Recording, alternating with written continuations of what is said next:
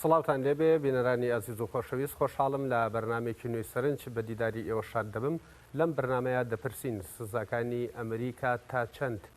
هێرشەکانی دەوڵەتی تورکیا بۆ سەر ڕۆژاوای کوردستان ڕدەگرێت و لەگەڵ ئەوەشا دەپرسین ڕێکەوتنەکەی هەسەدا تا چەند ئەنجامێکی باشی بۆ ڕۆژئاوای کوردستان دەبێت و ڕای رووسیا لەسەر ئەم ڕێکەوتنە چییە و پێویستە یەکێتی نەتەوەی کورد لە داهاتووە بە چ جۆرێکی کە پاڵپشتیەکان بۆ هەر پارچەیەکی کوردستان و لە هەر شوێنێک ئەگەر شەڕێکە بێت بە چ جۆرێک پاڵپشتی لەو شوێنە بکرێت و پێویستە لەم ڕۆیە هێزە کوردیەکان چۆن بیر بکەنەوە بۆ ئەوەی کە هێزێکی سەربازی تۆکمە دروست بکەن و هاوکات بە یەک شاندی دیبلۆماتی سەردانی سەررجەم وڵاتان بکەن بۆ ئەوەی کە کێشەکانیان بە ڕێگەچاری دیبلۆماسی و سیاسی چارەسەر بکەن گفتوگۆی ئەم بابەتاناکەین لەگەڵ هەریەکە لە بەڕێزان ئەنوەر حسێن بازگر ڕۆژنامەنووس و هاوکات نەجیبە عومەر چالاکوانی سیاسی زۆر بەخێر بن کاگەنوەر من سەرتا لە بەڕێ سۆ دەست پێ بکەم سزاکانی ئەمریکا تا چەند کاریگەری دەبێ بۆ ئەوەی کە هێرشەکانی تورکیا بۆ سەر ڕۆژاوای کوردستان ڕابگرێت زۆر سپاس لە ڕاستیە هەرچەندە ئەوە هۆکاری ئەو قەیران و شەڕ و ماڵوێرانە خودی وڵاتی یەکگرتوەکانی ئەمریکا بوو کە لە 9 ئۆکتۆبر بڕیاری کشانەوەیدا ئێستاش ئەو بەسەوەری من ئەو بڕیارانەی بۆ سزا ئابوووریەکان لەسەر تورکیا داوێتی دەرەنجامی ئەو فشارە ناوچەی و ناوخۆی و جیهانیانە بوون کە لە دروست بوون لەسەر خودی ترامپ وڵاتی یەکگرتوەکانی ئەمریکاوە ئەویان ناچار کرد لە بەرامبەر ئەو جینایەت و وحشەتی کە سوپای تورکیا لە ڕۆژاوای کوردستان ئەنجامیەدا مەسەڵەن هاتی چۆنێک بێ هەوڵدا ئەوەی کە ئەنجامی داوە بە جۆرە لە جۆرەکان قەرەبووی بکە تاویزی بکە بۆیە بڕیاریان داوە چەند سزایەکی ئابووری بەسەر تورکیا بسەپێنن هەرچەندە ئەم سزایانە لە وەکوتم لە ژێر فشاری کۆنگرێس و وەکو میدیای جیهانی و ناوخۆی ئەمریکا ئەوانە بووە هەرچەندە لە پاڵەوانەدا ناکاتە ئەو هەموو قوربانی کە خەڵکی ڕۆژاوی هێزەکانی هەسە دەداوێنە بەڵام لەگەڵەوەشە تورکیای هێناوەتە سەر قەنەعاتێک کە بێ مەسەلەن هەمل بدا بۆ سزاکان و هەوەی کە ئەمڕۆ مایک پنس جێگیری سەرۆکی وڵاتی یەکگرتوەکانی ئەمریکا هاتۆتە تورکیا فشاری زۆر لەسەر حکوومەتی تورکیا هەیە ویانەیە بە تسەوەری منەوەی کە لە ڕابردوو ئەو هەڵەیە کردویانە بەر چۆنێک بێ تاویزی بکەن جگەلەوەی کە وەکوتم ڕوبەر و ڕەخ نەبوونەوە زوو تێگەیشتن کە ئەو جێگا و نفوزەی کە هەیەە ئەدرێ بە رووسیا و ئەو ڕێکەوتنەش کە هەسەدە لەگەڵ حکوومەتی سووریا خەریکی ئەنجامدانێتی بە ناوبژیوانی رووسیا و بە نەزەری من کۆماری ئیسلامی ئێران ئەوەش وای کرد کە ئەمریکا بە سیاسەتی خۆیان بچێتەوە ئەمڕۆ حکوومەتی ئەمریکا ڕاگەیاندووە کە ئەوان لەو ناوچانە ناکشێنەوە و پشت لە هەسەدە ناکەن و پشت لە کوردەکان ناکەن کە بە دەرەنجامی هەمووانە تەراجعێکی گەورە بە سیاسەتی ئەمریکاوە دیارە بەڵام هەموو ئەو فشارانە بە سزا ئابوووریەکانیشەوە دەرەنجام ئەویان بە حکوومەتی ئەنقەرە و ئەردۆگان و ئاکپارتی وت کە ئەوە مەسەلەن وەکو داگیرکردنی ئەفرین نییە پەلاماردانی باکووری سووریا ڕۆژهەڵاتی فرات و هێرش بۆ سەر هەسەدا ئەو هەمان سیناریۆ و هەمان پەلاماردانی ئەفرین نیە هەمان پەلاماردانی پشتیوانی لە گروپی تۆرۆریستی داعش نیە لە 2015 بۆ سەر کۆبانی هەمان پەلاماردانی قەندیل و شەنگال و باشووری کوردستان نییە کە هەموو ئەوانە هەوڵی دابوو کۆنتترۆلی بکە و داگیریان بکە بە بێدەنجی کۆمەلگای نێودەوڵەت تێپەڕێ ئێستا بە نظری من ئەوەیە کە بەشێکی زۆری کۆمەلگای نێودەوڵەتی لەسەر ئەم جینایەتانی کە تورکیا کاگەنوەرچی وای کردووە کە ئەم جار کۆمەلگەی نێودەوڵەتی وەک ڕابردوو بێدەنگ نەبێ ئەوەی کە بەڕێزت ئاماژەت بە شەڕی کوبانیدا ئاماژەت بە شەڕی داگیرکردنی ئەفریندا بە نظری من یەکیان ئەو واقعیەتی شۆڕش و بەرخودان و دیفاکتۆبوونی هەسەدەیە کە نوێنەرایەتی هەموو پێکاتەکانی باکووری سووریا ڕۆژهەڵاتی فرات و خۆراوی کوردستانەکە و ئەمانە مەسەلەن سیمبۆلی ڕزگاری و بەرخودان و بەکژاچوونەوەی گروپی تیرۆریستی داعش و ڕزگارکردنی ڕەقە و سیمبۆلی مەسەلەن پێکەوژیانی نێوان پێکاتە و ئاین و ئاینزاکان و پێکاتە تایفی ئوتنیەکانن ئەمە دیوێکی تریشی ئەوەیە مەسەلەن بۆیان دەرکەوتۆ تورکیا دیارە لە پێشترا وعدیداوە کە تەنها لە کانتۆنی ئەفرین تێنەپەڕ ئەم پەلامارانە بە بیان و جیاواز بەڵام دیارە مەسەل ئەوانی گەشتونەوە قەنەعەتەی هەژمون و داگیرکاری تورکیا بە تەنها بە قۆبرسەوە ناوەستێ، بە تەنها بە ویلایەتی هاتایەوە ناوەستێ، بە تەنها بە بولگاریاوە ناوەستێ. ئەمە هەژمونێکی فراوانخوازی کللتوری عوسمانی پانتورکیزمی هەیە ئەوێ کۆی منتەقەکە بخاتە ژێر دەسەڵاتی خۆیەوە. ئەمە خاڵی دووەم. خاڵی سێمی ئەوەیە کە خودی ئەو وڵاتانش لە سیاست و ڕفتاری دەرەوەی تورکیانی گەران بوون، مەسەلەن لە ڕێکەوتنی نێوان ئەنقەرە و مۆسکۆ بۆ لە گرێبەستی موشکی ئێسێسەد و لەو هەموو پشتیوانی گروپی تیرۆریستی داعشی کرد خەیرانی لە ناوچەکە خوڵقان و دەخالەتی لە تەنانەت لە پشتیوانیکردن لە گروپەکانی لیبیا بۆ فۆزا و پشتیوانیکردنی لە هەندێک گروپی تیرۆریستی و فەوزانانەوە لە عێراق و هەم لە باشووری کوردستان و هەموو ئەوانە بە تەسەوری من کۆمەلگای نێودەوڵەتی هەستی کرد پێویستە مەسەلەن حاجزێک دانێ بۆ ئەردۆگان و ئەوە نەزەری من هەموو ئەوانە ئەوە لە زایدن چەند فاکتەری گەلەوەی کە مەسەلەوەی کە لە هەمووی گرنگترەوەیە کە مەسەلەن بەرگریەکی قارانەمان کرا کاگەرم هەمیشە مەسەلەن بەرگری قارەمانانە یا مەسەلەن پارسەنگی هێز ئەتوانێت مەسەلەن ڕەوشەکە بگۆڕ هەرەوەی کە مەسەلەن لە چەند ڕۆژی ڕابردوودا پێش ئێستاش نەجیبەخان باسی کرد مەسەلەن تورکیاوە لە ماوەی لە ڕۆژی ڕابردوو هەوڵی داوە سەرەکانی و گرێسپید کۆنتترۆل کە بۆی لانی کەم لە ڕێکوتنەکە بڵێ من لێرەوە دەست پێ یەکەم بۆی نەکراوە و هەوڵی داوە مەسەل ئەو کانتونانە لێکدا بڕێ بۆی نەکراوە مەبەستمەوەی پارسەنگی هێز و ئینرژی و بورەی شۆڕژگەرانی هێزەکانی هەسەدەش ئەوەی سەپان بەسەر تورکیا کە ناتوانێت بە ئاسانی ڕۆژ ئاوا و ڕۆژاوای کوردستانیا بە بڵێن باکووری سووریا ڕۆژهەڵاتی فرات و هێزەکانی هەسەدا داگیرکا و کۆنتترۆلکە بۆیە تووشی بەڕاستی ئەحراجێشی گەورە بووە. بۆیە ئێستا هەرچەندە یەک دو ڕۆژی ڕابردوو ئەردۆگان ڕایگەیەموکەوە پێشوازی لە وەفدی وڵاتە یەکگرتوەکانی ئەمریکا بەڵام ئەمڕۆ بینیمان دانیشتن بۆ بەشێک لە مەرجەکانی خۆشیانە بەسەرا سەپان. سپاس. نەجیبەخان هەمان پرسیار بۆ بەڕێزت سزاکانی ئەمریکا کە بە زنجیرێک سزا دەست پێکە ترامپ ئاشکرای کردووە هەندێکی و دەڵێ ئەگەر ڕازی نەبن سزای تونتر و قورستریش بەسەر تورکیا ئەسەپێنم هەتا بە جۆرێک باز ئەکا ئەڵێ سزاکان وێرانکەر ئەبن نامەوێ وڵاتەکە دوێران بکەم. ئەمە تا چەند کاریگەری دائەنێ لەسەر ئەوەی کە تورکیا بەپەلە هێرشەکانی بۆ سەر ڕۆژئاوای کوردستان بۆستێنێ. ئەگەر ئەمریکا ڕاست بێت لەگەڵ گوتنەکانی خۆیان ڕازگۆ بێ ئەوە کاریگەریەکات بەڵام نەک هەر ئێستا بەڵکو ئەو سیاسەتی کە هێزی نێودەوڵەتی لەسەر کوردستان و ڕۆژهەڵاتی ناوەڕاست بەڕێوە ئەبن لە 100 ساڵی ڕابردوودا هەتا ڕۆژی ئەمڕۆ لە بواری استراتیژدا گۆڕانکاری تێدا نییە چۆن بەرژەوەندی ئابووری بەڕێوەچێ سیاسەتی هەموو هێزی دەرەکی لە سەرەتای سەدەی 20 هەتا 1950 ئینگلترا زێدەتر ینی وەکو خۆی ینی بەسەرکردەی سیاسە دەزانی و کاریگەری هەبوو لە 1950 بە دوایشەوە ئێستا ئەمریکا ئەو سیاسەتە بەڕێوە بەڵام ئەوانی تریش ئەسیر و دیلی سیاسەتی ئەمریکان کە ئێستای بینین نەتەوە یەکگرتووەکان کە وەکو ئەوەی کە مافی نەتەوەکانە پارێزن لە ئەساسیشدا مافی نەتەوەکان نیەن مافی دەوڵەتەکانیش نییە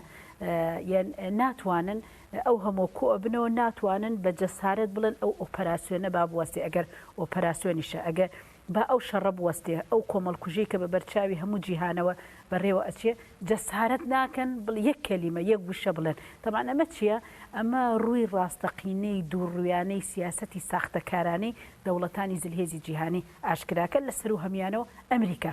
لەبەرەوە لە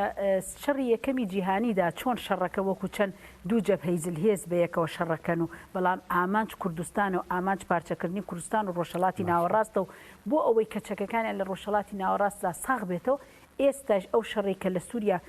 بە زۆر دایە سەپێنن بەسەر گەلانی ناوچەکەدا ئاماجەوەی چونکە ئەیانەوێت هەموو ئەو هێزانەی کە لەوێ بیکەن دەستەمۆی بکەن ئیدی بە داسەپاندنی شار بەوەی کە ڕۆژێک هێزە بن ڕۆژێک هێزە هێننەوە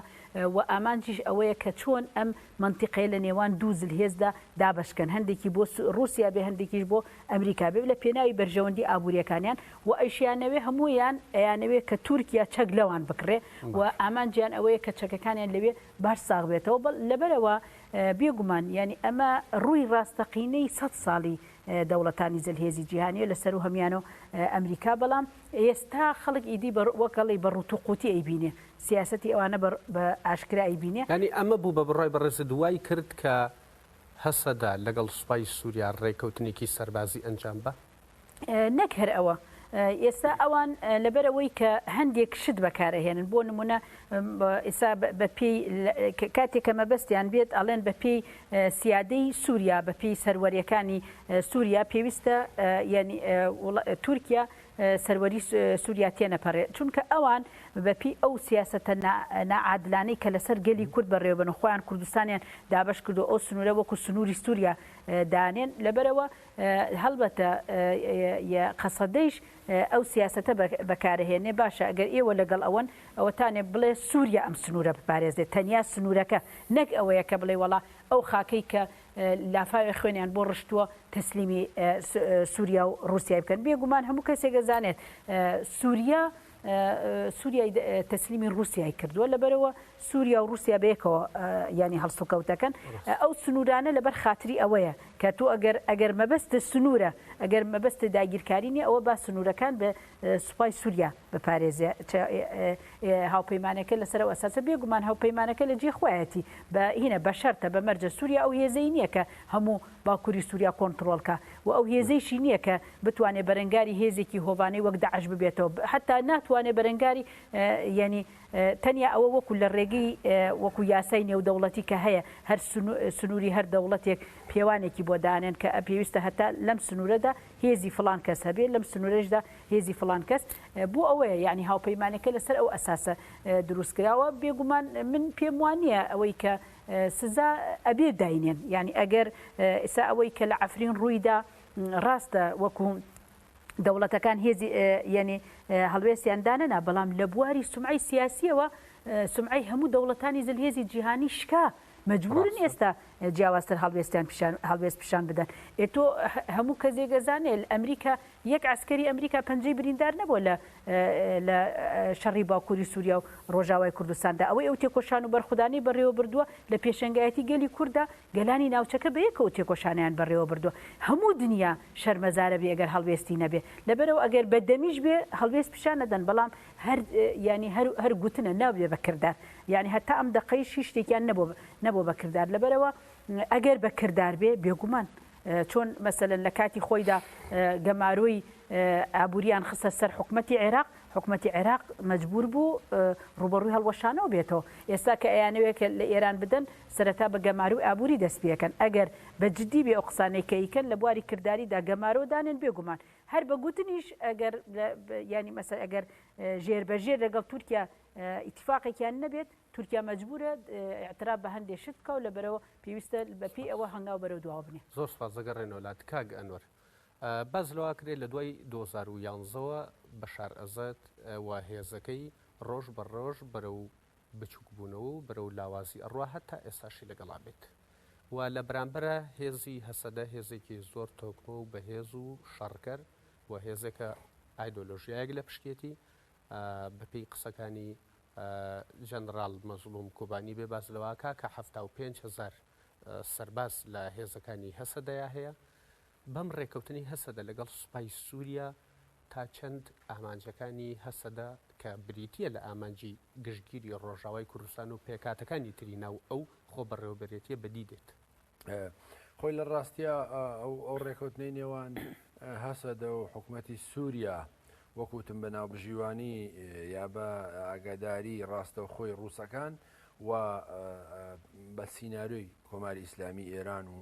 و هەندێکی شەڵێن بە ڕۆڵ دەوری جەنابی دکتۆر بەرهەم ساڵح و یەکێتی نیشتیمانی کوردستان کام گەیشتووە بەوەی کە مەزلوم کۆبانی ڕایگەیان کە ئەوان ئەو سازشە بە ناچاریەکەن بۆی کە گەلەکەیان نەبێتە قوربانی و جینۆساید نەکرێت ئەمە بە تەسەوری من ئەترافێکی ڕازگۆیانەیە و لەمان کاتیشا ئێمە ئەزانین ئەوەی کە نەجیبەخانیش وتی ئێستا رووسیا جگەلەوەی دابش بووە بەسەر هێزگەلی جیاواز هەر بۆ بە وێرهێنانەوە ئەو ڕێکەوتنە تەنها ڕێکەوتنێکی سەربازیە ڕێکەوتنێکی ئیداری نییە بەڵێ وایە جگەلەوەی کە بەشێکی بەدەست ڕووسەکانەوەیە با بڵێم ئەکسەریەتی سیاسەتی سووریا ئێستا ڕووسەکان ئیدارەیەکەن و لامان کاتە کۆماری ئیسلامی ئێران جێگە و پێگە موقعەتی نفوزی هەیە و ئیسرائیلیەکان ڕۆڵ و دەخالەتیان تایە هەیە و تورکیا و مەسەلەن هێزەکانی هەسەدە و هەژمونی پەکەکەشی بەسەرەوەیە بە نظری من سووریا لەوە دەرچووەکە حکوومەتی سووریا بتوانێت کۆنتترۆلی بکە و بتوانێت سنوورەکانی خۆشی پارێزیەوە نانە ئێستا لە دوای ڕووداوەکانی 2011 سووریا تەنها توانیوێتی دیمەشق و بنەماڵەی بەشار ئەسەد بپارێزێ ئەویش بە جهودوهینێکی زۆری ئێران و رووسیا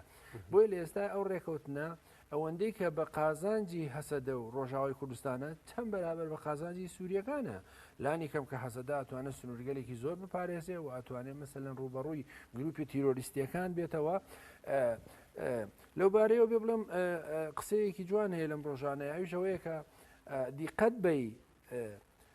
ئەوانەی کە هەڵگری ناسنامەی سوورین ئەوانەی کە خۆیان خەڵکی سووریان لە دەرەوەی سنوورەکان شەڕی وڵاتەکەی خۆیانەکەن مەبەسم هێزگەلێکی بەناوی سوپای سووریای ئازاد و بەناوی تەحریری شام و بەناوی چیوچیوانەوە ئەمانە کە داوای ڕزگاری سووریاکەن شەڕی سووریا خۆیانەکەن بە پێچەوانەوە هێزەکانی هەسەدا داکۆچی دیفاع لە خاکی سووریاکەن و ئەو خاکە تا ئێستا هەسەدە مەسەلەن نەیوتۆ کە ئێمە بەڕاستی داوای دەوڵەتی سەر بە خۆجیابوونەوەکەین و لەوێش داوای مەسەلەن خۆسەری دیموکراسی و کانتۆنەکان کە پێکاتی جیازی لە خۆ گرتووە بۆیە بە نەزەری من ڕێکەوتنەکە لە هەر حاڵدا ئەوەی کە وەکوتم مەزلوم کۆبانیەڵێ سازشە بەڵام لەگەڵەوەشە بە نەزەری من تاکتیکێکی سیاسی و ئەسکەری بوو کە ئەنکەرە بیری لێ نەکردبووە و خودی وڵاتە یەکگرتوەکانی ئەمریکاش تەسەووری ناکرد کە مەسەلەن هەسەدە بتوانێت لە ماوەیەشی کورتە بتوانێت هاوکێشە سیاسی ئەسکەریەکە بگۆڕێ بە قازانجی خۆی وەلانی کەم بە قازانجی خودی هەسەدە و بە قازانجی نارەکانی واشنتۆن و تورکیا و بە قازانجی ئەوەی کە هەندێک پیان وایە ئەم ڕێکەوتنەی هەسەدە توانی پەیوەندیەکانی نێوان ئەمریکا و تورکیا خراپکە توانی پەیوەندیەکانی نێوان مۆسکۆ و ئەمریکا خراپکە و پەیوەندیەکانی نێوان تورکیا ئەنقەرە خراپکە و هەمووی لانی کەم لە قازانجی ڕۆژاوای کوردستان و هەسەدە کۆ بێتەوە بە نەزەری من ئەو ڕێکەوتنێکە ئەگەرچی هەموو ڕێکەوتنێک عادەتەن لەبەرەوەی سووریا هێشتا سیادە و سەروەری خۆی هەیە بۆ هەموو زۆف و کەم و کوڕیەوە بەڵام لە ئێمە مەسەلەن لە دوای 100 ساڵ تێکۆشان و خەباتی باشووری کوردستان لە دوای ئەوەی کە یەکەم چرکەی ڕاپەڕین مەسەلەن لە کوردستانەوە ڕوویداوە بەڵام ئێمە دوجار ناچار بووین دوای 2023 محکومین ئەوەی کە ئێستا لەگەڵ حکوومەتی عێراقین لە چوارچەوەی سیستەمێکی فیدرالیە و هێشتا حکوومەتی عێراق مەرکەزە موچە بودجە و هەموو ئیمکاناتێک لێوە دێەوە و پەیوەندیەکانمان لە دەرەوەی و دەرەنجامی هەڵەیەکیش مەسەلەن کە لە ڕابردوو کرا پەیوەندیەکانمان تێکجۆگەنا مەسەلەن هەرێمی کوردستان لەگەڵ عێراق وەکو دوو دەوڵەتی سربەخۆ مامەڵاکەن لە چوارچەوەی سیستەمێکی سیاسی عێراق بۆیە مەسەلەن هەسەدە و ڕۆژاوای کوردستان و هێزە شۆڕژێرەکانیش ئەتوانن لە داهاتوە لەگەڵ حکوومەتێکی سووریا ئەگەر قبوڵی مافەکانی گەلی کورد و پێکاتەکانی ترکا لە دەستوری داهاتووی سووریایە بە نەزەری من ئەمە هیچ کێشەیەک نییە وەکوتم هەسەدە و هێزەکانی تریش پێشتر پێداوەیە پەگەوەیە پێشش داوای سربەخۆیان نەکردەوە بە نەزەری من ئەوەیە کە مامەڵی دروستتر لەگەڵ بکرێ هەرچەندە ئەوە بۆمانایە کە رووسیا مای تەواو گرنتی و سیقە و زەمانەتی تەواوە ئێمە لە ڕابردووە شایدی ئەوەین کە لە ماوەی 100 ساڵی ڕابردوو با بڵێن دەیان جار ڕووسەکان و ئەمریکیەکان و بەریتانیەکان پشتیان لە خەباتی حەخوازانەی خەڵک کردووە بۆی ئەوەی کە زۆر گرنگە لە ڕۆژ ئاوا ئێمە هەستی پێەکەینەوەی بینین ئەوەیە کە خەبات و بەرخودان و شۆڕشێکی حەخوازانە هەیە کە پشتی بە خەڵک بەستووە و ئەوەی کە ئەمڕۆ ڕووەدا و دوێنێ یا با بڵێن لە ماوەی ڕۆژی ڕوویداوە حەماسەت خوڵقێنە و بە نەزەری من ئەگەر ئێنەرژیەک و وەکو تۆوتت ئایدۆلۆژیایەک و ئیمان و عقیدەیەکی گەورەی نیشتیمانی و نەتەوەی لە پشتیوە نەبێ ممکن نییە لە بەرامبەر دووەم گەورەترین دەوڵەتی سوپای سەربازی ناتۆ خۆڕاگربێ ئەو بە نەزەری من ئیمانی سپاس نەجیبەکان من ئەمێ بینەوە سەردۆخی شەڕەکە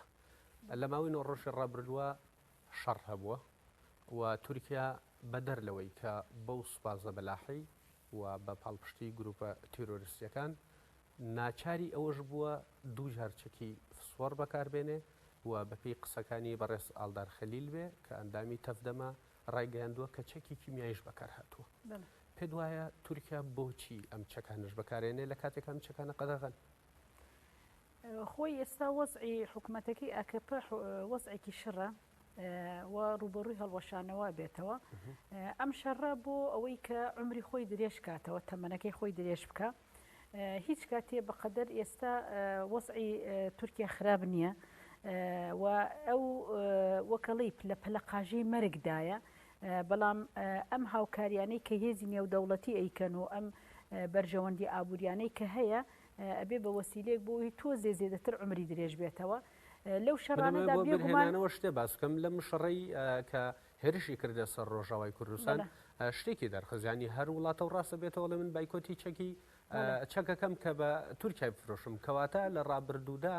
هەموو دەوڵەتەکان هەبووە هاوکاری تورکیایان کرد. بێگومان ئەوە حقیقەتە ئەوەی لە ئەفرینە بەکارهێنرا یان ئەو شەڕی کە لە ئەفرین بەڕێوە چوو کەس ناتوانێت بڵێ ئێستاش ئەو شەڕی کە بەڕێوە چێ کەس ناتوانێت بڵێ تەنێ لەگەڵ تورکیایە، ئەو شەڕی کە بەڕێوە چێ لەگەڵ ناتۆیە، لەگەڵ هەموو چەکی ئاخر مۆدێلی ناتۆدا ئەو شەڕە بەڕێوە چێ. پێویستە ئەو حقیقەتە خەڵک بزانێ، ینی ئەوەشی کە ئەیلێن بەدەم دەگوترێت، چونکە ینی ئەمە وەکەڵی درویەکی شاخدارە کە ئەڵێن چەکیش نافرۆشین، ئەمەندەیان چەک فرۆشتووە. ئێستا شەڕەکە لەسەر ئەساسی ئەوەیە کە ئێستا ئەمریکاڵێ با تورکیا چەکی باش لە من بکرێت، لە رووسیا نەکرێت. ئەساس بەشێک لە شەڕەکەش لەسەر ئەو ئەساسێ هەموو وڵاتانی زلهێزی جیهان یەکەمین سەرمایان چەک. لەبەرەوە لە باسی دیموکراسی مافی مرۆڤەکەن، بەڵام هەموو چەکەکانیان لە ڕۆژهەڵاتی ناوەڕاست و لە کوردستانە ساغە بێتەوە. تورکیا لە حاڵەتێکی زۆر خراپایە و ئەم شەڕی کە ئەیکا معنەویاتی شەڕی نییە. هەموو کەسێک ئەو دیمەنە گرتە ڤیددیویانی کە بڵاویشە بێتەوە ئەوەیە بینرێ عسکەری تورکیا لە بواری معنەویات و مۆراڵەوە شکاون. ئەوان لە هەندێک جێگەوە هێرشیان کرد، بەڵام قەسەدە لە هەموو لەسەر سنوور لە هەموو جێگەیەکەوە هێرشی کرد. لەبەرەوە شکارەکە بۆ ئەو مەبەستەیە پێت وانیە تورکیا هەموو قووەتی خۆی بەرامبەر بە هەسەدە تاقی کردەوە نەیتوانی سەرکەوتوو بێ، بۆیە پەنای بردۆتە بەر بەکارهێنانی چەکی بەتاکید. بەڵێ ئێستا دێمە سەرەوە لە ئەو بۆ خۆی ئەو بەرنامەی کە داینابوو وەکو ئەوەی کە ئەوە نیە بە بەردەوامی شەڕێکی تایبەت بەڕێوە باو شەڕێکی سایکۆلۆژی ئەها هاتین هەموو دنیامان گر هەموو دنیا داگیرەکەین کە لەسەر لە باشووری کوردستانیش وهایە گوت ئەها قەندیلمان گر برا دۆست دەگرین بەهدینانەگرین شنگالەگرین بەخمورەگرین هەموو باشووری کوردستان لەژێر دەستی ئێمەدایە هەموو دنیا ئێمە حکومیەکەین ڕۆژاوامان گرت لە باکوور قەیومەکەی لە هەموو جێگەیەکان ئەمە هێنا ئەمە کارکتەری دەوڵەتی تورکیایە کات چ کاتێکیش ئەو هەموو هاوارە دەست پێەکە کاتێک کە لە هەموو ڕوویەکەەوە کەوتووە بە تایبەتی لە مۆرالی شەردا لە معنەویاتی شەردا لە سفردان لە نقطەی سفردان لەبەرەوە هەموو قووەتەکانی خۆی بەکارهێنا بێگومان کەی هەموو دەوڵەتێک نەک دەوڵەتی تورکیا چ کاتێک هەموو چەکە قەدەغەکراوەکان بەکارهێنن کاتێک کە لە هەموو ڕوویەکەەوە ئەشکێن و کە هێزی شەڕکردنیانی ئێستا عسکەری تورک نە لە باکوور نە لە باشوور نە لە ڕۆژاوان نە لە هیچ جێگایەکدا وەک عسکەر شەڕ ناکەن هەمووی بە تەکنیک شەڕەکە ئەو شەڕی کە پێیەکەن بە تەکنیکە بۆیە ئەوەندە یعنی وەکڵی مەسەرەن بە دەنگێکی بڵند ئەڵێ ئەو شەڕەکەم بەڵام کە بینی لە عەرزی واقعدا طبعا لە هەموو ڕوویەکەوە شکان زۆرترین زەرەریاندی زۆرترین عسکەر کوژدا لەبەرەوە شکستێکی زۆری خوارد کە ئەبێ ئەمە مەجبوری ئەوکە کە بۆ ئەوەی کە مجبور بێ بە کۆمەڵێ شەرتەوە ئیتر لە دواییدا بڵێ وەڵام من ئاگر بەز ڕاگەێنم یان بە شێوەیە لە شێوەکان هەوڵ بدا ئەو مەسلێ چارەسەرکە بەڵام لە هەموو ڕوویەکەوە شکاون و ئەوەیشی ئەگەر ئێستا ئەوەی گەلی کورد داوایەکە چۆن لە ساڵی 91دا گەلی کورد لە باشووری کوردستاندا داوای ئەوەی کرد هێڵی دژەفرین ڕاگەێنرێ ئەگەر ئەمریکا و هێزی هاوپەیمانەکانی ئەگەر دروست بوونایە لەگەڵ گەلانی ئازادی خواست ئەبواە ینی ئەگەر ناتوانن ئەو شەڕەژ ڕابگرن ینی بەلایەنی کەمەوە ئەو هێڵیان دروست کردە ئەو هێڵە بێگومان کاریگەریەکی زۆریە کرد چونکە دەوڵەتی تورکیا بە تەمەنی خۆی ناتوانێت بە عسکەر شەڕ لە بەرامبەر گەلی کورد بکە بە تایبەت هێزێکی وە قەسەدە و یەپەگە و یەپەژە بەڵکو لە شەڕی زەمینیدا بە تەواوەتی ئەی دۆڕێنێ ئەو شەڕێک کە ئێستا بە تایبەتی ئەم 15 ساڵەی دوایی بەڕێوەی بردووە هەر هەمووی بە چەک ئەیکە بەڵکو هیچ کاتێک عسکەرەکانیان ئامادەنی شەڕ بکەن ئەو هێزیان نییە لە بەرامبەر هێزێکی تایبەتی وەکو قەسەدە کە خاوەنی مەبدەئی زۆرن و لەسەر ئەساسی هاوپەیمانیەکی پتە و بەهێز کە پرۆژێکی زۆر سەرکەوتوانەیە لە عەرزی واقعدا لە هیچ وڵاتێکی ئەم جیهانەدا شتی بەم شێوە دروست نەبوو هەموو گەلان هەموو نەتەوەکان بەیەکەوە لە هێزێکی پاراستنی ڕەوای خاک و گەلەکەی خۆیاندا تێکۆشان بەڕێوە سپاس ئەگەڕێنەوەلات کاگەنوەر بۆچی ئەردۆغان پەنا ئەباتە بەرچەکی قەداغەکراو لە کاتێکدا سۆر باش ئەزانەیە ئەگەری زۆرە لە داهاتوە لەسەر ئەم چەکانە دادگایی بکرێت لەسەر تاقیکردنەوەی ئەم چەکانە لە ڕابردووە چەندین دیکتاتۆر لە ڕۆژهەڵاتی ناوەڕاست لە ئەمریکای لاتین لە شەرقی ئاسیا چەکی کۆمەڵکوژیان بەکارهێناوە چەکی قەداغەکراویان بەکارهێناوە دواتر دادگایی کراون و بەشێک لە وڵاتانیش هەتا نەوەتەوەی گرتوەکانیش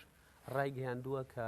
هۆشداری داوەتە تورکیا لەوەی کە جینۆساید لە ڕۆژئاوای کوردستان خەریکە دروست ئەوێ هەرچەند دروست بووە چونکە بە بەڵگە ڕسمەکان بڵاو کراونەتەوە بەپێی برینداری و شێوازی برینداریەکە تۆ ئەوە بەڵگەیە کە چەکی کیمیایش بەکار هاتووە لەگەڵ ئەوە شاکە دوو جار تا ئێستا چەکی فسفۆڕی بەکارێنە خۆی لە ڕاستیە مەسەلەن بەکارهێنانی چەکی قەدەغەکرا و تازە نییە لەلایەن حکوومەتی تورکیاوە و بە تایبەتی لە وڵات گەلی منتەقەکە حکوومەتی عێراق و حکوومەتانی تریش لە منتقەیە ئەو چەکەیان بەکارهێناوە بە تایبەتی بەرامبەر خەڵکی کوردستان بەڵام بە نظری من فاکتەری ئەساسی دەستبردننی ئێستای ئاک پارتی و ئەردۆگان و حکوومەتی ئەنقەرە بۆ چەکی قەدەغەکرا و پەیوەندی هەیە بەو شکستانەی کە لەو بەرەکانی جەنگ ڕوبەڕووی بوونەوە مثلەن تورکیا هەوڵی داوە لە ماوەی چەند ڕۆژی بە تایبەتی لە بیدایەتی شەڕەکەەوە تا ئەم ڕۆژ هەوڵی داوە کارچی چۆنێک بێ بتوانێت گرێسپی و سەرەکانی کە دوو منتقی حساسن و ئەتوانن مەسەلەن دوجار بە کۆنتترۆلکردنی ئەم دوو شوێنە ئەتوانن مەسە هەمورەی هێزەکانی هەسەدا بشکێنن و هەم بتوانن کانتۆنەکانیش لە یەکدا بڕن بەداگیرکردنی ئەو شوێنانەوە ڕێگا ڕئیسیەکانی ئەتوان مەسەلەن کانتۆنی کۆبانی و ئافرینە لایەک لە کانتۆنی جەزیرە مەسەلەن لە دەربێسی و تا حەسەکە و قامشلۆ ببڕن و بۆ شکڵە وردە کانتۆنەکان شەق بکەنەوە نتوان پەیوەندێکی استراتیژی و پەیوەندێکی ئیداری و سەربازیان بەیەکەوە بمێنێ بۆیە زۆر هەوڵیدا ئەوە یەکێک لە فاکتەرەکانی و فاکتەرێکی تریژەوەیەکە تورکیا خۆی باژەی زانی کابێ ئەم شەڕە ڕاگرێ هەرچەندە هەڕەشەیە کرد کە شەڕ ناگرێ و مەسەلەن ئەو هاتووە بۆ تێکشکاندنی تیرۆر و لە قسانە ئەیکرد ئەوەش ئامانجی ئەوە بوو کە مەسەلەن بتوانێت پێشەوەی کە شەڕەکەی پێڕابگرن فشاری زۆری بخەنە سەرەوەی کە ئەمڕۆ لەلایەن وڵاتی یەکگرتوەکانی ئەمریکا و بێگومان وڵاتانی تریشەوە فشاری خرایە سەر بۆی شەڕەکە ڕاگرێ و ڕازی بۆ ئەم ئێوارەیە بە شەڕ ڕاگرتن بە نظری من هەرچی چۆنێک بوو ئەویست هەندێن منتقا داگیر بکە کۆنتترۆل کا بۆی دوایی بتوانێ مەسەلەن بە مەرج ئاڵگۆڕی لەسەر بکایە مەمسەلەن دانیسانی لەسەر یا بڵێ ئەلێرەوە گفتووەکەین بەداخەو کە ئەبێ بڵێم هەرچەندە کۆمەڵێکی زۆر لەو هێزانە شەهید بوون بەڵام تورکیا نەیتوانیوە ئاکامەکەی خۆی بەدەستبێنێ و نەیتوانیوە ئەوەی کە ئەجێندایەکی هەبوو هەرچەندە چاودێرێکی سەربازی ڕایگەیاند بوو کە مەسەلەن نەخشە سەربازیەکەی تورکیا هیچ کەم و کوڕێکیتیانێ بۆ داگیرکردنی باکووری سووریا ڕۆژاوای فڕات بەڵامەوەی کە پرۆسەکە تێگەدا هەم بەرگریەکانی هەسەدەیە و هەم ئەو فشارە نێودەوڵەتەیە کە لەسەر ئەو جینایەتانەیە کە تورکیاییکە بۆیە بە نەتیجە ئێستا پاش 9 ڕۆژ کە نەیتوانی هیچ کام لەو شارۆچکانە داگیر بکە بۆیە بە نەزەری من ئەوە فاکتەری ئەسڵی بۆەوە لە هەمان کاتیشا لە ماوەی 9 ڕۆژی ڕابردوودا بە سەدان سەربازی تورک و چەتەکانی لایەنگری کوژراون لە مەیدانی جەنگا ئەوانە بتسەوریم بۆ بەرزکردنەوەی وەرەی هێزەکەی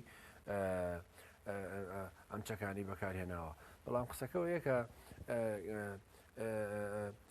مەسەلەن لە پێرە لە وتارێکی ڕەزەب تەیب ئەردۆغانە دیار بوو کە مەسەلەن تووشی شڵەژان ببوو تەسەوری ئەوەی ناکرد ئەو ڕوبەڕووبوونەوەی بەرەکانی جەنگی ناکرد مەسەلەن ئەگەر دیقەت من وتی ئەو تونێلانەی کە لەو ناوچانە لێدراون بە چیمەنتۆی فەڕەنسی بوون ئەوە لە وڵامی ئەو شارانەی کە حکوومەتی پاریس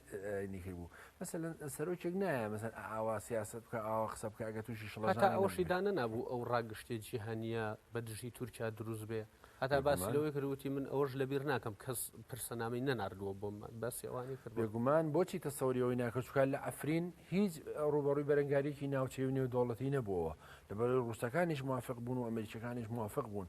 و بە نظری من وەکوتم لەمەیان ڕێکەوتنی کرا بوو کە واشنتۆنیش پێی وا بوو کە هیچ کاردانەوەیکی نێودوڵەتی ڕوونادا بەکشانەوەی هێزەکانی و بە تەسلیمکردنی باکووری سووریا و ڕۆژهەڵاتی فرات و کانتۆنەکان ئەمریکاش پێی وا بوو کە هیچ کاردانەوەیک ڕوونادا و ئەتوانێ بە ئاسانی ئەم ناوچانە تەسلیمی تورکیاکە لە بەرامبەر دۆسیەیەشی گەورەتر کە بە نظری من هێشتا ڕوون نییە بەڵام دەرەنجام نە ئەو بۆ چوونانی کە جۆرا بدوتتی ئەردۆگان و حکومەتی تورکیا ڕاست دەرنەچوون منە تێڕوانینانە و ئەو نەخشەیەش کە وڵاتێکەکانی ئەمریکا کێشابووی ئێمە لە کۆتایی بەرنمەکانی چارەکێکمان ماوە منەمەوێت تەوەرێکی کە باسکەین ئەوش لەسەر پرسی یەکێتی نەتەوەییە نەجی بەکەن ئەمجار لە چاو ڕابردوودا سەرباری تێبینیەکان و سەرباری ئەوەی کە زۆر جار ئەبینین خەڵک گلەیی لە هەڵوێستی پەرلەمان و سەرۆکایەتی هەرێم و سەرۆکای حکوومەت هەیە بەڵام سەرباری ئەمە و لەگەڵ لایەنە سیاسیەکانیشە ئەبینی ئەم جار پشتیوانی هەر چوار پارچەی کوردستان هەتا حزبەکانی ڕۆژهڵاتی کوردستان و لایەنە سیاسیەکانی باشوور باکووریش بێگومان ئەوە هەر بەردەوام هەز بە ئەوەکەی کە یەکگوتاریەکەیە بۆ ڕوبەڕووبوونەوەی ئەم هێرشانەی تورکیا ئیدانەی ئەکا مەترسیەکان بەیان ئەکا و ئەیەوێ ڕابگیرێ ئەمە لە چیۆ هاتووە یەکەم بەرخودانی بێوێنەی گەل لە ڕۆژاوای کوردستاندا و ئەساسەن خەڵک لە هەموو بەشەکانی کوردستان ڕخنەتانی خۆی ئەدا بۆ ئەوەی کە هەڵوێز لە کاتی ئەفریندا وەک پێویست نەبوو و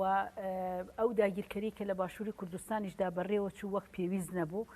لەبەرەوە ئەو هەڵوێستە سەرتاسەری کە دروست بووە یەکەم ئەنجامی بەرخودانی و یەک هەڵوێستی خەڵکی گەلی کورد لە ڕۆژاوای کوردستان و نەتەوەکانی تریش کە پاڵپشتی ینی لە ڕۆژاوای کوردستاندا تێکۆشان بەڕێوە ئەبن ئەوە کاریگەریەکی زۆری هەیە بێگومان دەنگی ناڕزایی خەڵک زۆر گرنگە چکە زۆر جار لە باشووری کوردستان وها وتری ئەڵێ بچینە سەر جادەش چییە بێت یان چی لە مەوزوعەکە ئەگۆڕێت ئەگەر پێم وایە ئەو دەنگە ناڕزایی خەڵک کە لە باشووری کوردستان و لە ڕۆژهەڵاتی کوردستان و لە ئەوروپا و لە هەموو جێگەکاندا دەنگێکی ناڕزایی حتا لە وڵاتانی عەرەبیدا دەنگێکی ناڕزایی بەهێز بڵند بوو ئەمە کاریگەری لەسەر هەڵوێستی هێزی نێودەوڵەتی ژەکە هێزی نێودەوڵەتیش بێگومان ئەو ناڕزایی کە دەری بڕی کاریگەری لەسەر بێ لەمە لە ئەنە سیاسیەکان لەسەر ئەرسی هەر چوار پارچەی کوردستان چ مەترسیی تریان هەست پێ کردووە یا لە بەرچاویانە کە جیاواز بێت لە هێرشەکانی داگیرکاریەکانی تری تورکیا بۆ خەڵک ناڕزایەکانی خەڵکیش کاریگەری لەسەر هەڵوێستی سیاسی پارتە سیاسەکان کردووە کە لە ماوەی ڕابردوودا کە خەڵک هەڵوێستی هەبوو ئەوان بێ وەک هەڵوێستەکانیان شەرمنانە و زۆر لاواز بوو ئەمەش مەجبورە بن بە سیاسەتی خۆیان نابچنەوە بێگومان لە دەرەنجامی هەموو ئەو تەجروبانش کە دروست بوو چکە خەڵکی ئێمە بێ شتەکان هەمووی بە چاوی خۆی ببینێ لە ماوەی ڕابردوودا مەسلەی کەرکووکیان بینی مەسەلە ئەو هێرشانەی کە داعش کردی مەسلەی شەنگالیان بینی هەموو جێگەکان بەرگری تورکیا نەخشەیەکی بڵاو کردوەوە هەموو لایەک بینیوێتی کە ڕسمێکی نەخشەی تورکایە و هەتا کۆمنتێکی بچووکی لەسەر پۆستەکە نووسیوە بڵاوی کردوەوە کە ئەڵێ چاومان لە خاکی کەس نییە بەڵام نازم ئەمە تا چەند شیاوە لە تەلەڤیزیۆن و من ئەمەش بڵم بەڵام ئەڵێ چاوی ئەو کەسەش دەرەکەین کە چاوی لەسەر خاکمانە و لە نەخشەکەیە سنووری باشووری کوردستانیشی بە دلوهۆک و هەولێر و کەرکووکی شۆتیایە پێ دوانیە ئەمە مەترسیە جددیەکە بێ بۆیە ئێستا هەست بە دروستبوونی یەکێتێکی نەتەوەی دەکرێت تورکیا قەدەوەی نەشاردووە هەرچەند هەنگاوەکانی لاوازن تورکیا هیچ کاتیەوەی نەشاردوێتەوە چونکە بەپێی ئیتیفاقی ساڵی 1926 بەردەوام ئەوە هەبووە لەسەر باشووری کوردستان کە وتویانە ئەگەر باشووری کوردستان ئەگەری جیابوونەوەی هەبێت ئەوە تورکیا مافی ڤەتۆی هەیە کە مداخەلە بکە لەبەرەوە حەزەکەم جوابی ئەو پرسیارە بەمەوە کە ئێستا ینی لە لای هەموو کەسێک ڕوونە لە ماوەی ڕابردوودا ئێستاش هەر ئەم حاڵی حاضر ئەم دقەی کە لێرە دانیشتوین تۆپبارانە لە بناری قەندیل لە برادۆز لە بادینان داگیرکەری سەربازی ئابووری کولتوری لە باشووری کوردستان لە ئاستێکی بڵندا بەڕێوە ئەچێ لە بەرامبەر بەوانە ئەو بێدەنگیانەی هەبوو جەسارەتی دا بە دەوڵەتی تورکیا کە هێرش لەسەر ڕۆژاوای کوردستانش بکە بوو ئەوە یعنی دەنگی ناڕزایەکان درەن کەوتن بەڵام تەوان پارتە سیاسەکان کاریگەری لەسەر خەڵکەکە خەڵک کاریگەری لەسەر پارتە سیاسەکانەکە هێزی ناڕزایەکانی ناوخۆ کاریگەری لە دەرەوەکاتێکی زۆر کەممان ماوە بەدەر لەم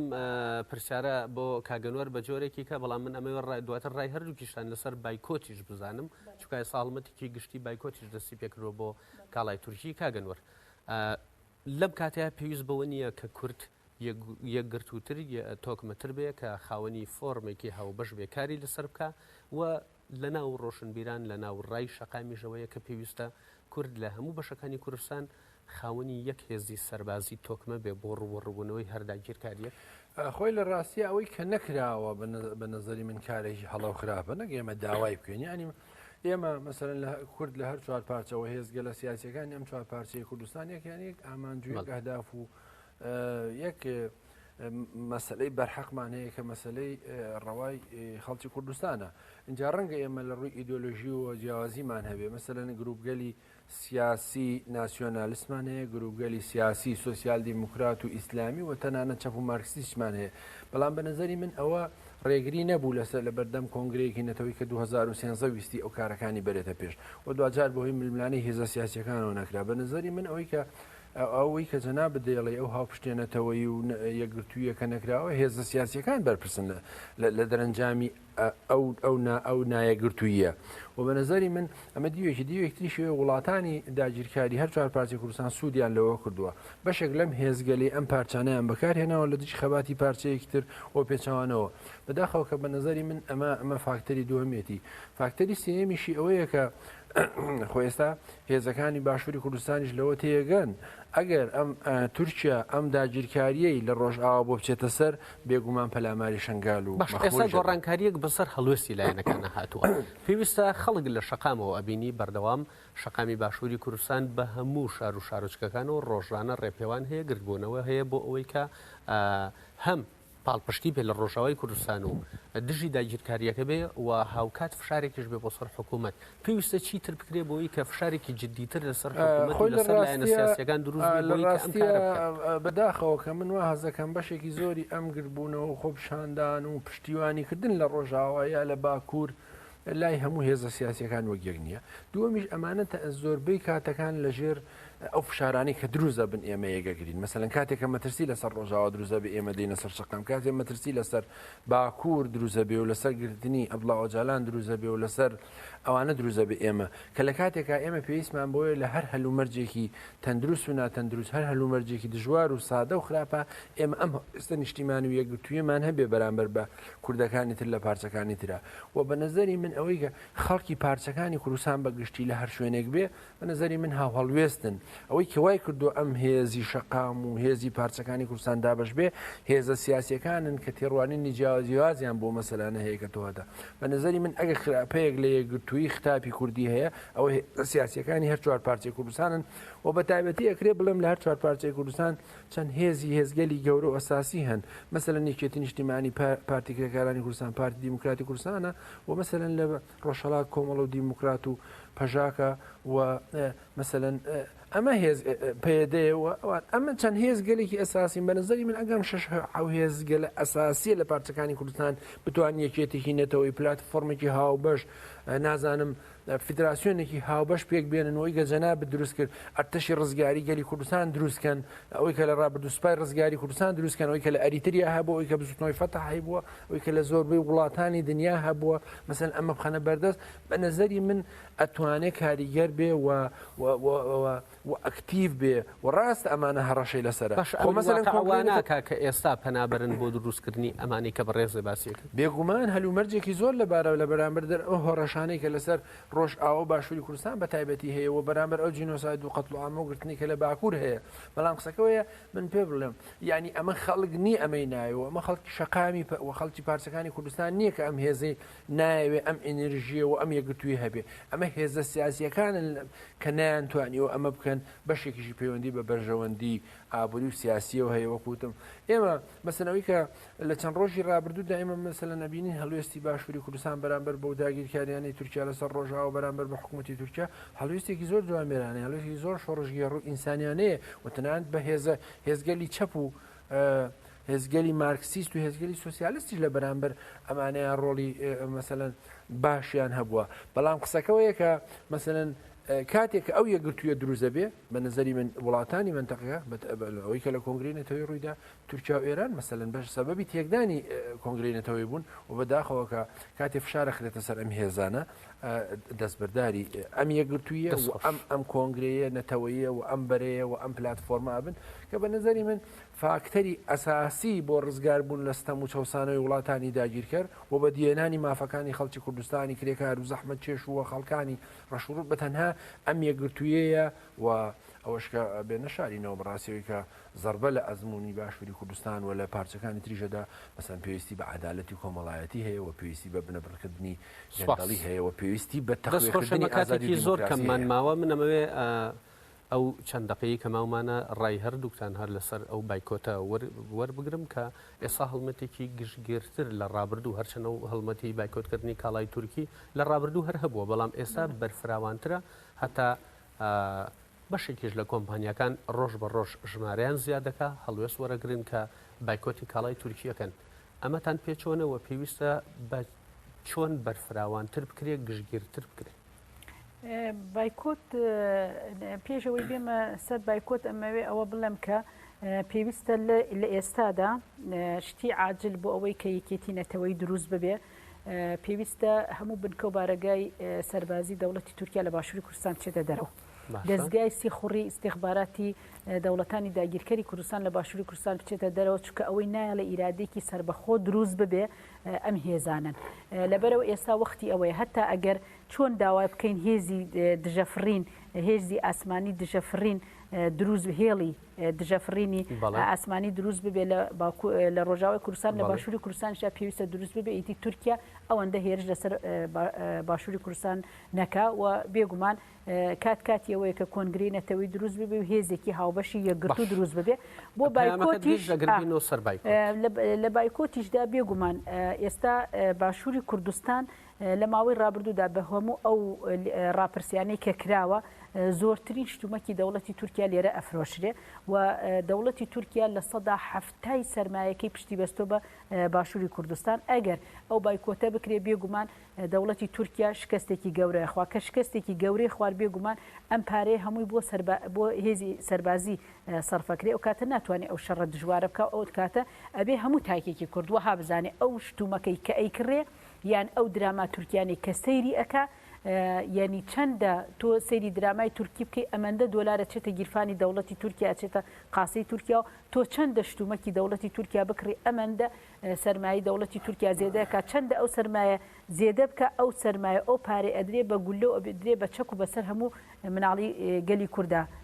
ئەبارێنرێ لەبەرەوە بێ هەموو دقەیە بەم نەفەسەوە سەیری مەسەلەکان کەین بەم هەستە نەتەویەوە بەم هەستە مرۆڤایەتی و بەم هەستە دیموکراتی و سەیری مەسەلەکان کەین ئەگەر وا بکەین بێگومان ئەتوانێت باهی دەوڵەتێکی تر سەرف ببێ باهی جێکی تر هەتا بەرهەمی ناوخۆی دەقەمان ماوە ئاوکارانم پێ مەڵێن کە یەک دەقەمان ماوە ئەمە ڕایکاگەر بایکۆت بەڕای من بە یەک دروشم بایکۆت ئەرکێکی نەتەوەی مرۆیی دیموکراتیە چەندە ئەوە بایکۆت بکرێ ئەوەندە گەندەڵیش کەمە بێتەوە چونکە هۆکاری گەندەڵی لە باشووری کوردستاندا هۆکاری داگیرکەری ئەتوانی درێژە بە قسەکان نەبێ من بە حاڵەت یەگەیشتم کاتەکەمان ماوە فەرموو بەڵێ لەبەرەوە ئێمە چەندە داگیرکەری بە جۆرێکی کە پرسیارەکە بکەم ئێستا خەڵک گەرم و گوڕترە لەوەی کە بایکۆتی ئەم کاڵای تورکیا بکات لە کاتێکا کە حکوومەتی هەرێمی کوردستان عێراقی بەدەسەوەیە بەغای بەدەسەوەیە کە لەوێەوە هەتا بەسرە سەرسنووری ئاوە خۆمانەزانین هەتا لە ڕێگەی ئەردنەوە لە ڕێگەی سعودیەوە لە ڕێگەی ئێران و ئەتوانێت کاڵا بێنێتە ناو هەرێمی کوردستانەوە لە کاتێکا کە تورکیا هێرشێکی گشتگیر لەسەر سێ پارچەی کوردستان بەڕێوابە بۆ لە بەرامبەر کاڵای تورکیا پەنا نابرێتە بەر ئەو وڵاتانی تر کە کاڵیان لێ هاوردە بکرێت هەرچەند لە وڵاتانە شۆدێن بەڵام بەڕێژێکی کەمترە. بەڵێ ئەساس دەوڵەتی تورکیا نەک لەسەر سێ پارچە لەسەر ڕۆژهەڵاتی کوردستانیش کاریگەری هەیە چونکە هەموو ئیتیفاقەکانی هەموو ئەو هێرشانەی ئێرانێکە هەمووی بە ئیتیفاق لەگەڵ تورکیادایکە لەبەرەوە یانی حساب کە لەسەر هەر چوار پارچەی کوردستان ئەویان هەیە یانی حسابیان هەیە بۆ ئەوە یان بێگومان ئێمە لەگەڵ ئەوەیدان کە بەرهەمی ناوخۆی پێش بخرێ لە کاتی حکوومەتی عێراقدا هەتا ساڵی 91 هەموو کشت و کاڵی باشووری کوردستان بەشی هەموو عێراقیە کرد و ئەو هەموو ئەو بەرهەمانەی کە ئەگەر ڕێ بدرێ بەرهەمی ناوخۆی بەرهەم بهێنرێ ئەوە بەشی عێراق و بەشی دەرەوەی عێراقی ژەکە لەسەر ئەو بنەمایە سەرەتا بەرهەمی ناوخۆی بەڵام هەتا بەرهەمی ناوخۆی هەمووی بە پێگەێنرێ بێگومان ئەبێ ینی واقعیانە بیر بکەینەوە چونکە ئەمەندە پشت بەسراوە بە هێزی دەرەکی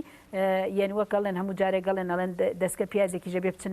لە تورکیا و لە ئێرانەوە بهێنن ئەتوانێت هی دەوڵەتێکی تر چونکە هیچ دەوڵەتێ بەقەدەر دەوڵەتی تورکیا داگیرکردبەوەی ئەم بەیتە پلاستیکیانەوە دەستکە پیاز و تور و سەوزەکەمان لە کۆڵ بۆتەوە بەرهەمی ناوخۆین بەڵام ئەکرێ پەرە بە بەرهەمی ناوخۆی لە ڕووی سەنعەتی شۆ بدرێەوە لە ڕووی خواردنی قوتووەوەی لە قوتونراوەوە کۆمەڵێک شتی تریشە بدرێ باش ئەگەر دەرفەت هەبوو ئەگەڕین وڵات کاگەنوەر بەشێک لە کۆمپانیەکان هەڵمەتی ئەوەیان کە ڕاگەیاندووە کە بایکۆتی کاڵای تورکیەکەن کە هاوردەی هەرێمی کوردستانی نەکەن هەتا یەک دوو کۆمپانیا باسی ئەویان کرد کە گرێبەستیان هەڵوەشاندۆتەوە هەتا یەکێک لە کۆمپانیەکان ڕایگەیان وتی من شاحینەکانم لە ئەستەمبول خەریک بوو بارەکران کە من کانسڵم کردەوە و پێویستە ئەم هەڵمەتە چۆن بەرفراوانتر بکرێەوە ئەمە پێدوانیە هۆشیاری تاکیشی پێویستە لە چه ڕێگەیەکەوە ئەمانە هەمویان دەمجی یەک بکرێن بە قازانجی ئەوەی کە بایکۆتی کاڵای تورکی لێ خۆی لە ڕاستیە ئەو پرسە بە نەزانی من بۆدێکی نیشتیمانی و نەتەوەی هەیە و بۆدێکی اقتصادی و ئابووریشی هەیە ئەوەی کە ئەشکرێ بە نەزاری من زۆر شخصیە و هەستە نیشتیمانی و نەتەوەیەکەیە و دەوڵەت و حکوومەتی هەرێمی کوردستان بە نەزاری من هێستا ئێستا ڕۆڵیتیای نییە گرفتەکەوەیە کە ئەگەر قرار بێمە بایکۆتی کاڵا و کەلوپەلی تورکیش بکەین و بەنەسەر دوجار قازان دوودادەکەی دیسانی شەرەچێتە دەست جیرفانی کۆماری ئیسلامی ئێرانەوە ئەوە دیوێشێتی کە لەبەرەوەی حکوومەتی هەرێمی کوردستان بە جددی بیری لە ئەڵتەرناتیڤی جددی نەکردوەوەی کۆتە بە تایبەتی لە ڕێگای عێراقی لە ڕێگای ئاسمانیەوە کە مەجالێکی زۆر هەیە بۆ هێنانی کاڵا و کەلوپەل و سەرچاوەکانی ئامار باز دەواکەن ئاڵگۆڕی بازرگانی نێوان تورکیا و عێراق 12 میلیارد دلار ساڵانە کە ئەکسەریەتی ئەو ئاڵگۆڕە بەر هەرێمی کوردستانەکەوێت کە بەداخەوە جگە لەوەی کە بەشێکی زۆری کاڵاکانی کە دێنە ناو هەرێمی کوردستانەوە ئەو کاڵایانن کە کاڵای ئیستهلاکین ڕۆژانە سەربە بن و ناتوانن مەسەلەن سەرمایە گوزاریان لەسەر بکرێ و لە هەمان کاتە دراوێکی قرس کە بە دۆلارێک ڕێباتە دەرەوە کە ئەمە کاریگەری لەسەر ئابووری اقتصادی هەرێمی کوردستانە بێ ئەمە یەک دوو هەم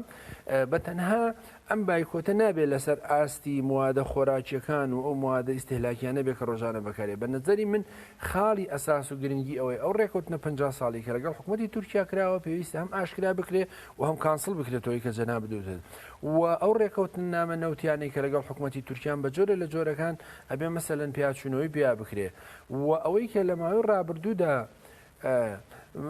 مەسەر هەندێک ئامار باز دەواکەن تەنها لە ساڵێکدا زیاتر لە 600,000 کەس لە فڕۆکخانەی سلێمانیەوە سەفەری کردووە بۆ دەرەوە کە بەشێکی زۆری ئەوە بەر ئەو گەشتانە بۆ تورکیا بووە بەڕاستی هاوڵاتی کوردستانی ئەبێ مەسەلەن گەشتەکانی لە جیاتی بۆ تورکیا بێ ئەگەر بۆ سەفەر و سیاحەتیش بێ بگوێزێتەوە مەسەلەن بۆ ئازەربایجان بۆ ئەرمەنستان ینی بۆ وڵاتێکی تر ئەو داهاتی کەوتت ڕەنگە چەند میلیارد دلاری بێچێت تورکیا سەرباری ئەمە بە نرخێکی گرانیش کاڵا ئەفرۆشێتە بازرگانانی هەرێم هەر ئێمە لەو تکتی فڕۆکە و باسیکەین کە بەڕێزە باسیەکەی تکتی فڕۆکە لە ماوەی ڕابردوودا لە 600 دلار و 650 دلار و لانی کەم ئەهاتە 500 و 450 دلار ئەچەوە 600 و 700 دلار باشە من هاوڕێی خۆم هەبووە چوە بۆ تورکیا بە 750 دلار تکتی بڕیوە بەڵام لەم بایکۆتەیە کە بەشێک لە کۆمپانیەکان ئەو بایکۆتیان کرد ئێستا تکتەکە هاتۆستە سەر 250 دلار کەواتە بەم ڕێژەیەش هێشتا کۆمپانیەکە قازانجەکە زانی کاگەرم لە ڕاستی ئێمە بێدام بە واقعەتێکا بنێنەویژەوەی کە خسەر ڕای خەتی فڕۆکەوانی تورکیش ئێرلاینێکێک لە هێڵە بەناوبانەکانی دنیا و لە هەمان کاتیش ئەوەی کە نرخی بلیتی فڕۆکەکانی هەرێمی کوردستان و تورکیا بەرزەکات و یەکەم بە تەنها نرخانە لە تەنها لە نێوان باشوور و تورکیا نیە مەسەن هەموو نرخی تکتێکی فڕۆکە لە باشووری کوردستان و عێراقا گرانە بە بەراورد بە ئاسی نێودوڵەتی ئەویشەوەیە کە کاتێک خواز لەسەر ئەم سەفرە زۆرە بێ خواز لەسەر ئەم هێڵە زۆرە بێ خواز لەسەر سەفەر بۆ وڵاتە زۆرە بێ بێگومان نرخەکە بەرزەبێتەوە پەیوەندی بەوە هەیە کە گەشتێکی زۆر لێرەوە بۆ تورکیا ئەنجام درراوە بە نظری من ئەوە ئەگەر ئەوی کە تۆ تجگە لە وشیاری تاک و دامێکی سیاسی و حکومی لە پشتەوە بێ بە نظری من دەتوانێت کاریگەری زۆر باشدانێ بۆ باشوور و کاریگەری نێگەتیڤ لەسەر ئابووری تورکیا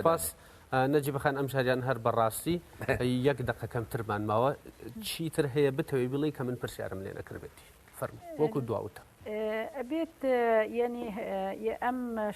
شەڕانەی دوایی ئەوەی ئاشکرا کرد کە داگیرکەری هۆکاری هەموو کێشەکانە بە تایبەتی لە باشووری کوردستان هۆکاری گەندەڵی داگیرکەری دەوڵەتی تورکیا کە ئیرادەی سیاسی غەسب کردووە و هەموو کێشە کۆمەڵایەتەکان هەموو کێشە ئابوووریەکان هەموو ئەو قەیرانانی کە لە باشووری کوردستاندا هۆکاری ئەساسی داگیرکەریە بۆ ئەوەی ئەو داگیرکەریە نەمێنێت ئەبێ لە هەموو ڕێکۆ تێکۆشان بەڕێوە ببەی بۆ ئەوە لە بایکۆتکردنی هەموو شتی تورکیا بە تایبەتی دراما تورکیەکان بێگومان لە ڕووی کولتوریشەوە داگیرکەریەکی قوڵ بەڕێوە ئەبا بۆ ئەوە لەو بوارەشدا ئەبێ هونەرمەندان هەموو ڕۆشنبیران هەڵمەتێکی زۆر بەهێز بەڕێوە ببن ئەم فشارە بە شێوازێکی بەهێز بەڕێوە ببن بۆیە مەسە ئێستا زۆر جارە وترێ حیزبە سیاسیەکان لە پێناوی بەرژەوەندی خۆیاندا هەندێشت ناکەن بەڕای من ئەوەش نییە چونکە ئێستا تۆ لەگەڵ دوو دەوڵەت ئەتوانی بەرژەوەندی ئابووریت هەبێ بەڵام کاریگەری لەسەر ئیرادەی تۆی سیاسی نەکە بۆ ئەوە ئێستا ئەگەر لە باشووری کوردستاندا بەڕاستی ڕۆشنبیریەتێکی نەتەوەی دیموکراتیانە هەبوایە ئێستا ئەم داگیرکەرە کولتوری و ئابووریە بەو دەرەجەیە بەڕێوە نەچوو لەبەرەوە ئەبێ ئێمە ڕەخنە لە هەموو ڕۆشنبیران و لە هەموو ئەو کەسانە بگرین کە ئاستی وشیاریان هەیە پێویستە هونەرمەندان ڕۆشنبیران و هەموو تاگەکانی کۆمەلگا ژنان گەنجان لە بەرامبەر بەم داگیرکەریە هەڵوێستیان بۆ نەجیبە عومەر چالاکوانی سیاسی کە لەگەڵمان بووی لەگەر بەرنامەکە و سپاس بۆ بەڕێزت ئەنوەر حوسێن کە لەگەڵمان بووی لە بەرنامەکە بینەرانی عەزیز و خۆشەویست سپاس بۆ ئێوەش کە بە دیار بەرنامەکەمانەوە مانەوە و سپاس بۆ هاوکارانم لە پشتی کامێرە و بەشی کۆنتڕۆڵ تا هەفتەیەکی کە و بەرنامەیەکی کە هەر شاد و سەرکەوتوو بن دەستان خۆش بێ.